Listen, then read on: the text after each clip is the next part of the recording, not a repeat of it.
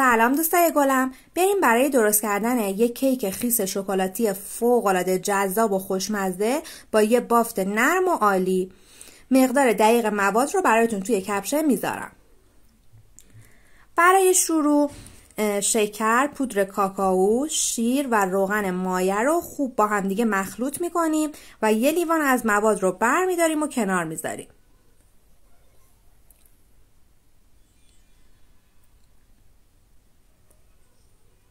حالا آرد و بیکینگ پودرمون رو که از قبل 3 بار علک کردیم به مواد اضافه میکنیم و مواد رو به خوبی با هم دیگه ترکیب میکنیم. بعد تخم مرغ ها رو دونه به دونه به مواد اضافه میکنیم و خوب هم میزنیم تا توی مواد حل بشن.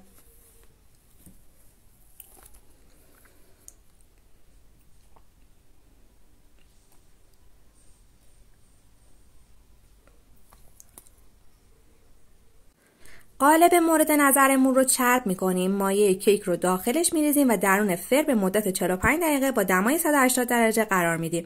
کیک رو از فر بیرون میاریم، روی کیک رو با خلال دندون سوراخ میکنیم و موادی رو که کنار گذاشتیم رو روی کیک داغ میریزیم و اجازه میدیم تا خوب به خورد کیکمون بره و بعد کیک رو برش میزنیم.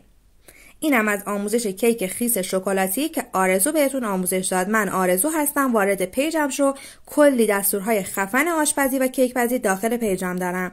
ممنون که تا آخر این ویدیو منو همراهی کردین.